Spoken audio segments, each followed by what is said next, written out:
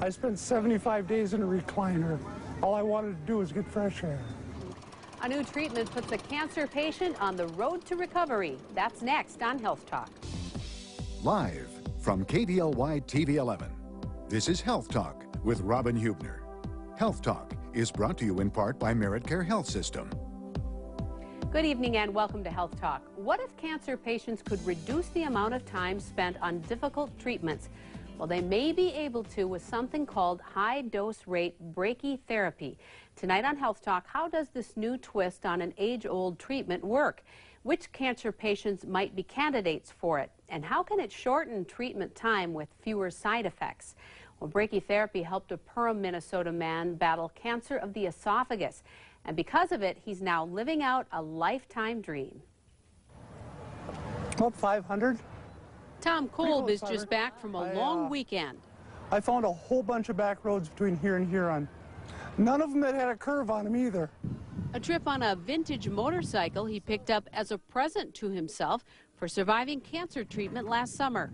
But the source is inside the machine, so the source is never inside the patient once she leaves the room. Tom had high-dose rate brachytherapy delivered through a system similar to this. Doctors could aggressively target Tom's tumor without damaging his heart and lungs. External radiation couldn't get a strong enough dose to do much damage to the tumor, and it was inoperable the way it was because of the size of the tumor. So that's why they went with the brachytherapy, with the high-dose radiation. And that actually took the tumor from as big as 2 tennis balls to some chunks about as big as my thumbnails. So a little more than a year after his diagnosis, Tom is doing well and able to pursue his motorcycle passion. And I've always wanted that particular old BMW. They only made 240 of those. And I finally found one on the internet, went and bought it. And now my goal is just ride the wheels off it. It was a very tough road for Tom, though. After the brachytherapy, Tom also had external radiation, chemotherapy, and surgery to remove the tumor. Through it all, he lost about 120 pounds. He's getting checkups every 6 months now, and at his most recent one, doctors told him he is cancer-free. Up next, MeritCare radiation oncologist Dr. Nicolas Zouain will be here in the studio to talk about high-dose rate brachytherapy. If you have a question for him, call us at 237-5212 or on our toll-free line, it's 1-800-450-5844. We'll be back with your questions next on Health Talk.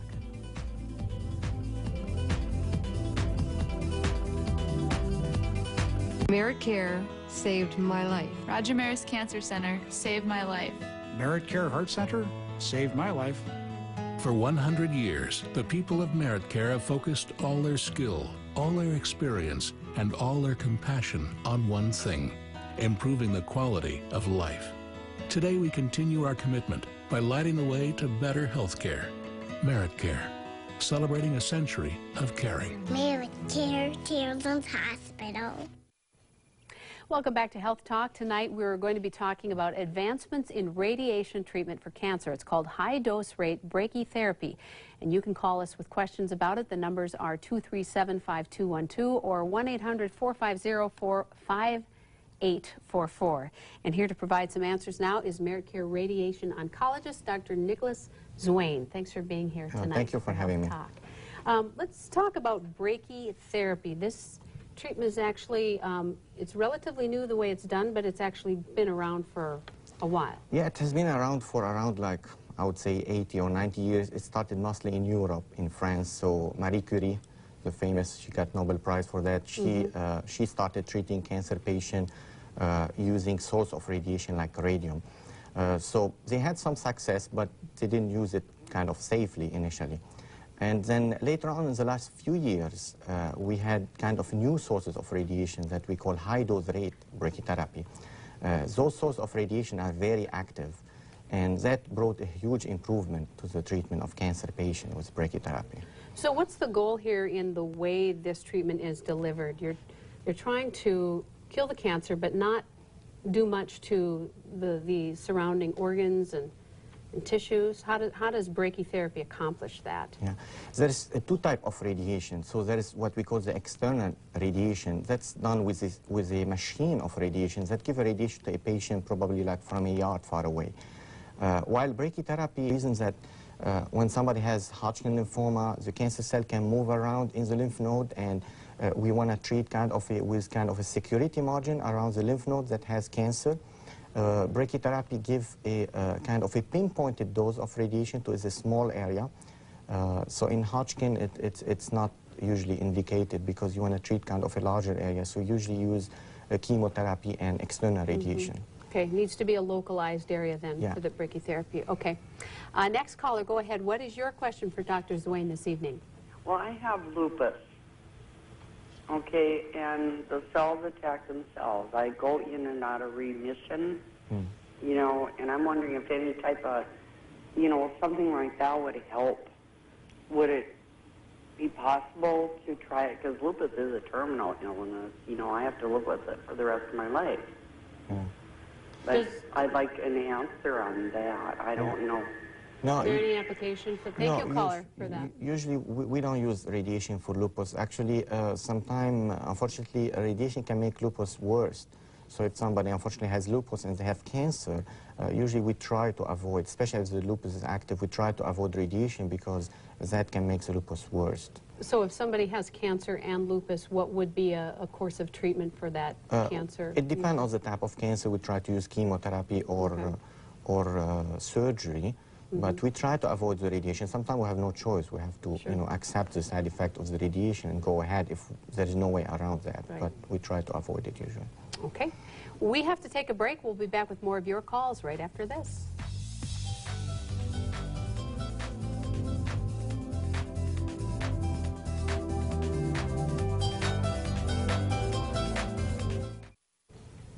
We're back with Health Talk. Our topic is brachytherapy. That's high-dose radiation for certain types of cancer. This is Dr. Nicolas Zouain from MeritCare, and he's taking your questions, and we do have a couple of folks waiting, so we will go to them. Caller, what's your question for Dr. Zouain this evening? I have a relative that has stomach cancer, and they went in, gave him chemotherapy, then they went in and was going to remove his stomach, and they found that he has cancer in the abdominal area.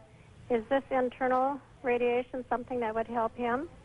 No, since it seems that, you know, the cancer is spread out in more than one area, we cannot usually use brachytherapy for that. Usually brachytherapy, in general, we don't use it for stomach cancer, even if it's localized, so it's not tested. We didn't do any research on that, so we don't use it for stomach cancer. Okay, caller, thank you for that. Let's go to our next caller. Go ahead. You're on Health Talk. What's your question tonight? I have a question about colon cancer. Can this therapy be used for colon cancer as well? So usually for colon cancer, we don't use it except for rectal cancer, which is, you know, the last part of the colon. We can use it in certain situations, but not for colon cancer.